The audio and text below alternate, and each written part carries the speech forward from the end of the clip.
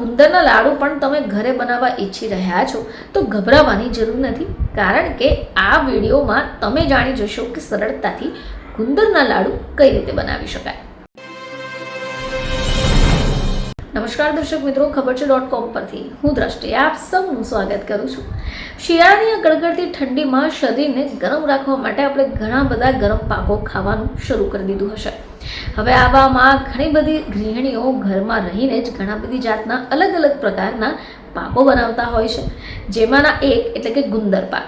આપણે ગુંદર પાક વિશે તો જાણીએ છીએ, ઘણી બધી જગ્યાઓ પર આ ગુંદરના લાડુ પણ બને છે, જે શરીર માટે ખૂબ હેલ્ધી છે। તો જો ગુંદરના લાડુ પણ તમે ઘરે બનાવવા ઈચ્છી રહ્યા છો તો ગભરાવાની જરૂર નથી, કારણ કે આ વિડીયોમાં તમે જાણી જશો કે સરળતાથી ગુંદરના લાડુ કઈ રીતે બનાવી શકાય। ગુંદના લાડુ બનાવવા માટે સૂકા મેવા જેવા કે બદામ, કાજુ, પિસ્તા, અખરોટને બારીક પહેલા કાપી લેવાના છે।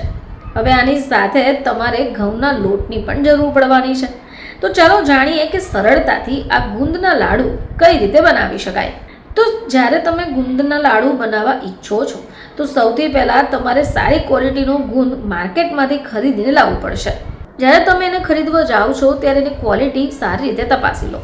ગુંદર સફેદ હોવો જોઈએ અને ચોખ્ખો પણ હોવો જોઈએ। આની સાથે સૂકા મેવા જેમ કે બદામ, કાજુ, પિસ્તા અને અખરોટની પણ ખરીદી કરવાની છે। આ બધા જ સૂકા મેવાને બારીક કાપી લેવાના છે। હવે તમારે ઘઉંનો લોટ લાડુના બેઝ માટેની સામગ્રી છે।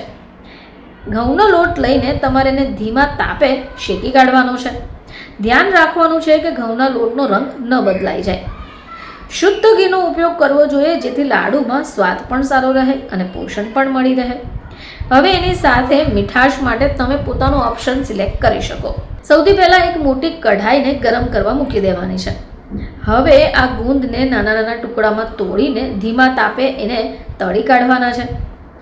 ગુંદ ફૂલીને ક્રિસ્પી થઈ જશે। હવે એક કિચન પેપર કાઢીને એની ઉપર આ ગુંદર કાઢી લો અને એને ઠંડુ થવા દો। બાદમાં તમારે એને દળી કાઢવાનું છે। હવે કઢાઈમાં થોડું ઘી નાખી દો, એની અંદર લોટ નાખી દો અને લોટને ધીમે ધીમે શેકાવા દો। થોડો સોનેરી રંગ થાય ત્યાં સુધી શેકવાનું છે। હવે તમારે એ ધ્યાન રાખવું પડશે કે લોટની સુગંધ અને રંગ બરાબર હોય। હવે ઘીમાં કાપેલા સૂકા મેવાને પણ શેકી કાઢવાના છે। પીસેલી એલચી, જાયફળ અને થોડો સૂંઠ પાવડર નાખી દેવાનું છે। આ મસાલાથી લાડુને સુગંધ અને સ્વાદ પણ સારો મળશે। હવે શેકેલો લોટ, પીસેલી ગોંદ, સૂકા મેવા, ગોળ અથવા ખાંડ તમે જે લીધું હોય એ બધું જ મિશ્રણને એકસાથે મિક્સ કરી લેવાનું છે।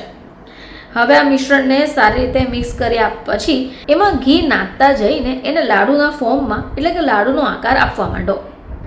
બાદમાં તમારે એને એક મોટી થાળીમાં કાઢી લઈ ઠંડુ થવા દેવાનું છે અને પછી એક એરટાઇટ ડબ્બામાં કાઢી લેવાના છે।